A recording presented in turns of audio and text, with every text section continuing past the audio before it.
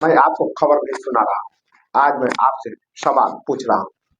आज मैं सिस्टम को कटघरे में खड़ा कर रहा हूँ, क्योंकि आज की एक कहानी कोई आम अपराध नहीं है। एक कहानी है एक बेटी की, एक आग की और एक ऐसे सिस्टम की जो सब कुछ देखता रहा लेकिन रोक नहीं पाया। पहला और सीधा सवाल, क्या बिहार में अब बेटियों की जान इतनी सस्ती हो चुकी है कि उन्हें बीच सड़क दिन दहाड़े पेट्रोल डालकर जिंदा जला दिया जाए और फिर हम कह दें मामला दर्ज है, जांच चल रही है। सोचिए जरा, पटना बिहार की राजधानी, जहां से सरकार चलती है, जहां कानून की सबसे बड़ी इमारतें हैं, और उसी शहर में एक 17 साल की नाबालिग छात्रा सरेआम जिंदा जला दी जाती है। ये सिर्फ हत्या नहीं है, ये राजकीय सफलता है। आज कोई सॉफ्ट लाइन नहीं, आज कोई दुखद घटना जैसी भाषा नहीं, आज सिर्फ कड़वा सच।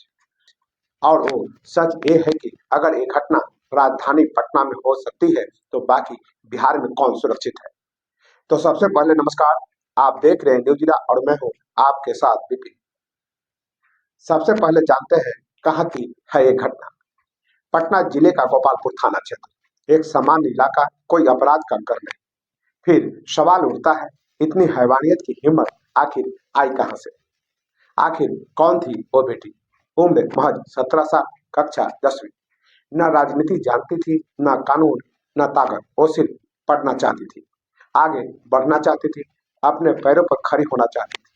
वो किसी की जिद नहीं थी, वो किसी की मालकियत नहीं थी। वो एक बच्ची थी और सबसे पहले एक इंसान थी।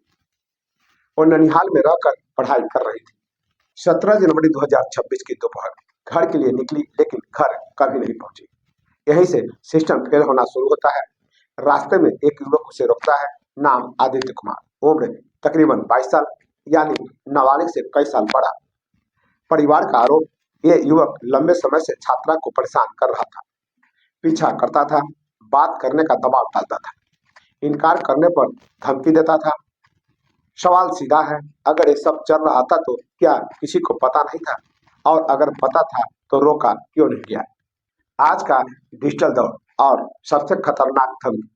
घटना के दिन आरोपी एक फोटो दिखाता है और कहता है, इसे सोशल मीडिया पर वायरल कर दूंगा। आज के दौर में ये सिर्फ धमकी नहीं है, ये डर है, ब्लैकमेल है और मानसिक हिंसा है। ये लड़की डरी नहीं, उसने कहा जो करना है कर लो, मैं नहीं डरूंगी। और यहीं से हैवानियत शुरू होती है।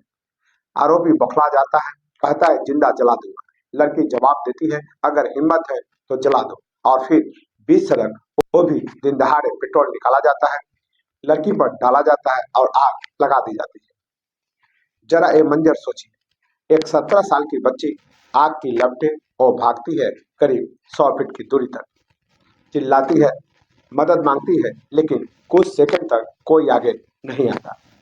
और आरोपी खड़ा रहता है और सब कुछ तमाशा देखता रहता है। सवाल, क्या यह निडरता है या ये भरोसा कि सिस्टम कुछ नहीं करेगा। अब अस्पताल, आईसीयू और संघर्ष की कहानी। आखिरकार लोग जुटते हैं, आग बुझती है। पहले स्थानीय अस्पताल ले जाया जाता है, फिर पटना के नालंदा मेडिकल कॉलेज अस्पताल। डॉक्टर बताते हैं शरीर का बड़ा हिस्सा झुलस चुका था, संक्रमण फैल रहा था, दर्द असहनीय था। 6 दिन तक आईसीयू में। इस घटना की सबसे अहम बात, मौत से पहले बयान। छात्रा होश में थी, पुलिस ने बयान लिया। उसने साफ तौर पर कहा, आदित्य कुमार ने उस पर पेट्रोल डालकर आग लगाई। कानून इसे कहता है डाइंग डिक्लेरेशन, यानी मरने से पहले बोला गया सच। आखिर 6 दिन बाद शुक्रवार की सुबह डॉक्टरों ने जवाब दिया, छात्रा की मौत हो गई। एक बेटी चली गई, एक परिवार टूट गया। आप जानते हैं आरोपी की स्थिति। घटना के बाद आरोपी फरार था, लेकिन लगातार पुलिस दबाव के बाद आखिरकार आरोपी आदित्य कुमार ने कोर्ट में आत्मसमर्पण कर दिया और फिलहाल न्यायिक हिरासत में है। लेकिन सवाल अभी बाकी है, क्या आत्मसमर्पण इंसाफ है? क्या एक बेटी की जली हुई जिंदगी का हिसाब इतना ही है? सिस्टम से सीधे सवाल, अगर ये लड़की पहले से परेशान थी तो शिकायत क्यों नहीं सुनी गई, या सुनी गई तो कार्रवाई क्यों नहीं? एक नाबालिग की सुरक्षा इसकी जिम्मेदारी थी। आप जानते हैं कानून क्या कहता है। नाबालिग से अपराध, हत्या, साइबर धमकी, महिला विरोधी अपराध, यानी कि इसमें जो सजा होगा आजीवन कारावास या उससे भी अधिक कठोर। लेकिन सवाल, हर बार कानून लाश के बाद ही क्यों जागता है? सबसे बड़ा सवाल समाज की चुप्पी। हर अपराध अचानक नहीं होता, संकेत मिलते हैं, लेकिन हम देखकर भी चुप रहते हैं। आप जानते हैं, नारे बनाम हकीकत, बेटी बचाओ लेकिन बेटियां आज भी जल रही हैं। तो सवाल, नारे काफी हैं या अब जवाबदेह सिस्टम चाहिए? आखिरी सवाल, एक बेटी चली गई, लेकिन क्या कुछ बदलेगा या कल कोई और बेटी किसी और खबर की हेडलाइन बनेगी? न्यूज इरा सवाल पूछता रहेगा, क्योंकि खामोशी सबसे बड़ा अपराध है। तो फिलहाल के लिए इतना ही। वीडियो को लाइक और शेयर करें, चैनल को सब्सक्राइब और फॉलो करें। साथ ही इस घटना पर अपनी प्रतिक्रिया कमेंट बॉक्स में देना न भूलें। नमस्कार।